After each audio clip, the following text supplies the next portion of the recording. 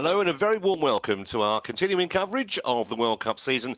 Today we are in Chengdu, the central Chinese city, becoming something of a regular stop on the circuit. More than 60 men taking their chance over the sprint distance. My name's Trevor Harris alongside triple Olympian Gillian Sanders.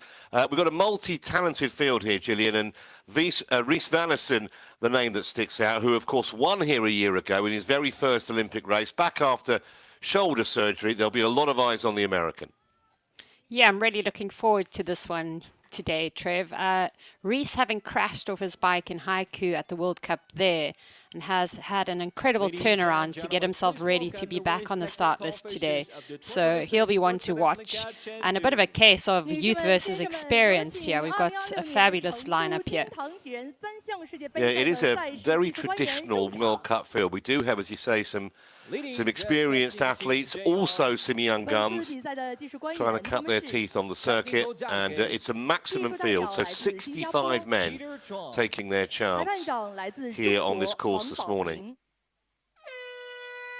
So away we go. It looked a clean start, but we'll let you know about any time penalties that may occur. 10-second time penalties today for any infractions. So just round that first buoy, and this way it could get chaotic. We've got a very, very big start list. Hopefully by now, after having swum 350 meters, they've spread out a little bit. Dupois of France having no problem with any congestion. He's already rounded that second buoy and he's going to make his way back towards the pontoon to the transition area. Yeah, and I think Dupois did actually do that with a few others back in Florianopolis at the back end of last year at that World Cup. There was a small breakaway and they managed to hold that for the entirety of the bike ride. They had the very rapid David Cantero chasing them down in the run, who managed to actually run through to win that race. But yeah, he'll be hoping to repeat that. He's got a bit of experience with breakaways, and he'll be hoping to take, a few others with him. It'll be hard work trying to do it on your own. You can just see beautiful swim stroke there by the Frenchman. Going to be curious here to see exactly what he wants to do. Does he fancy a bike breakaway? Would he be happy just to sit tight and wait for a few men to join him? A quick look back there just to see how far ahead he is. Yeah, let's see who is going to give chase then. Braden Mercer right up there. Stapley too, who, as we mentioned, has winning form here. So yeah, Dupois is on his bike. It looks like those athletes behind him are about to chase him. There's a group of athletes there, probably 10, 11 strong. Or a bit more than that. Big group behind him now. Probably about 12 athletes in that chase group. That's not a bad size for a breakaway. He probably would be hoping for, slightly less than that.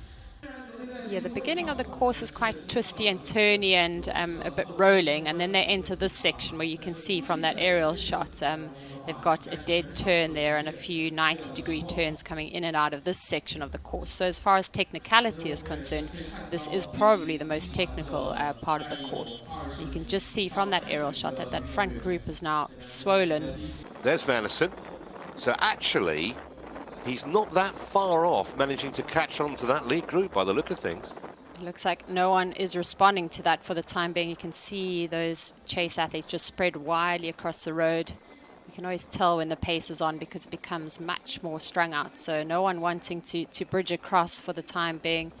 According to our timing, that group was about 40-something strong, and it looks like there's another group of athletes just trying to get on the back here.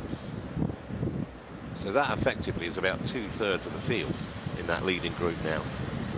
Yeah, you can see they're just catching on there. They can see the Mexican athlete, one of our New Zealand athletes as well, Portuguese.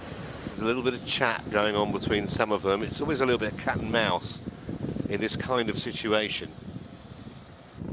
Nutrition won't really play too much of a factor here in the sprint distance racing, but if they are going to take on anything like a gel or anything, this is where they're probably going to do so.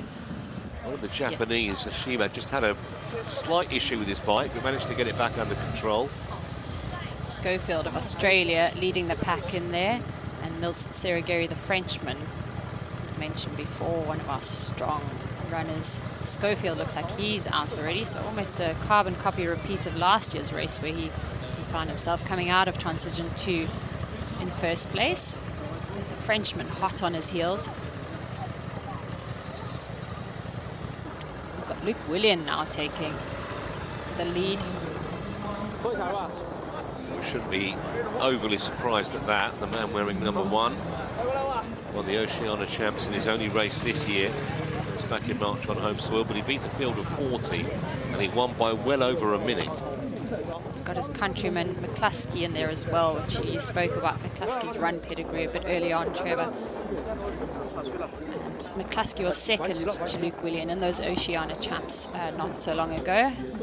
I think that's the young Frenchman on the left-hand side or shot. That's Nils Segeri, isn't it? Former world junior champion. It is, yes, that's him. So no surprise, he's right up there. So 2 Aussies at the front now, Mercer and McCluskey. With Sayre just tucked in, then Mislorchuk, then Grail, Saratsioane as well. All within just 2 or 3 metres of each other as we come to the conclusion of the first lap. So just 1 lap to go, which equates to 2.5 kilometres. And the Canadian out front from McCluskey and Grail. Yeah, it looks like this little leading group now, it's between them for the medals, because there's a gap around about 8 or 9 seconds, which is probably insurmountable for those chasing, especially with 5 or 6 at the front. Hard to say who's looking the strongest at the moment. I'm not sure they've all played their hands yet. Yeah, it's hard to tell. Really, really tough to tell at the moment. They've all had a bit of a turn at the front of the group. Luke Willian now taking it on. All just trying to test each other. Mislorchuk's been at the front. Willian's been at the front. First time we've seen Grail at the front, actually. All of a sudden, what was about 3 metres between them has become double that. And it's Grail who is the first to show, with Mislorchuk trying to get to him. Sayre also going well. Mislorchuk, I'm not sure if he's done with you or not. We're going to get a thriller of a finish here. Yeah, Willian trying to do it from the front. Mislorchuk hanging tough with the youngster. Grail now looks like he's struggling a little bit. The 3 medalists might be the 3 at the front here.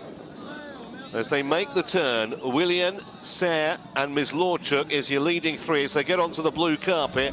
And Willian playing catch me if you can. He's only got about 100 metres to go. It's a brave run from the front, this. Sayre is trying to get to him. Mislorchuk also. And here comes Sayre. Can he get to the Australian? It's going to be tight. Up towards the line. And Willian gets there first. Sayre, a brilliant second for the youngster. Mislorchuk on the podium for 3rd.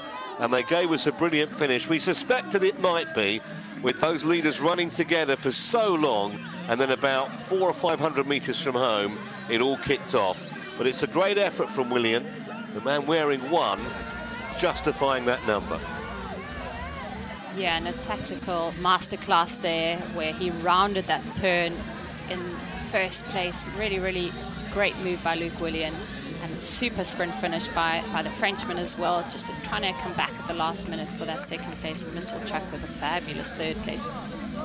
This is my 5th time here, and to finally get the top step is, yeah, pretty special. Especially, you know, a bit of a change at the start of the year, so the focus has been kind of Chengdu and Yokohama. So to win here today, you know, shows that I'm in pretty good form, and yeah, excited for what can happen next week. And yeah, just absolutely loved racing here today. It was a full on. We didn't quite get a gap out of the swim, so it was a big bunch. So, you know, just trying to stay safe, drift off wheels onto the good ones. Came into transition probably, you know, 20th, which isn't too bad when there's like 50 guys in the group, but had to work the first K of the run pretty hard to get back in.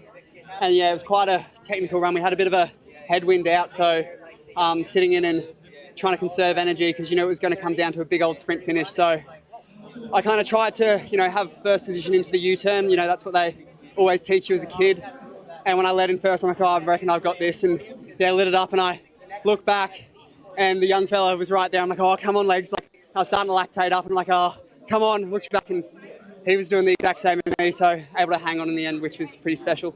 Yeah, thank you. I'm pretty happy today to be on the podium. Like, I was waiting it for since last year, so I'm really happy to have it today, and to have this feeling during the race. It was amazing race for me. Yeah, thank you. The tactic to come into the transition area, the best position possible, and after to start fast, because I knew sometimes I can start not fast enough, and after it's too late. So I wanted to try something today, and I think it was a good idea to start faster than usually. Yeah. I made not a super turn, and after I was a bit far from Luke, but I tried everything until the finish line to catch him, but it was not enough. But I'm pretty happy today to be on the podium. Yeah, I looked before the race, and I was officially the oldest one on the start list. So, yeah. That is the green, no? Yeah. Time passes by quickly. Like yesterday, I raced Chengdu 9 years ago, and I was 21, and now I'm 31, and yeah, it just feels like yesterday. So, time passes quick. Yeah, one's much younger. Luke is almost the same age as me, but it was a good sprint. It was a fun race. It's been a good week. I didn't have the finish with these guys the same speed, but anytime you're on the podium, you got to enjoy it. You never know when your last one is going to be. Touch wood, but hopefully there's more to come. But yeah, I'll enjoy this one and racing Alghero next. Cheller Mislachuk. Well, Mislachuk, who joked about being the oldest man in the field when we did the post-race interview, but good to see him back on the podium. And for once, didn't get involved in any issues with the bike, either mechanical or otherwise. Niels Zedek-Yachre. Well, it's a great day for the young Frenchman, his first ever medal at this level, and I doubt, Jean, it'll be the last, will it? Yeah, I'm sure we're going to see this young athlete a lot in the future. Already seen him take out the World Championships in the junior category, so now making his debut World Cup podium. Luke Willen. Well, it's a great performance from the man wearing one on his arm. A little bit of pressure when you come in with that scenario, and really produced great stamina at the end when he was pressured by Serre, but held him off and claims the victory. Of course, a man we've seen on the podium at World Championship Series level as well.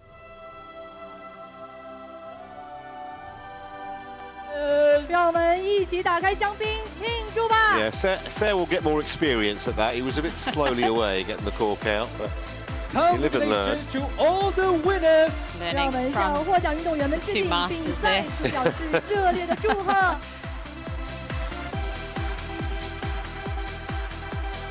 shoey going on. Well, I'll take it all back. Well, they were getting the shoes out the way. Tyler did. He's not stupid.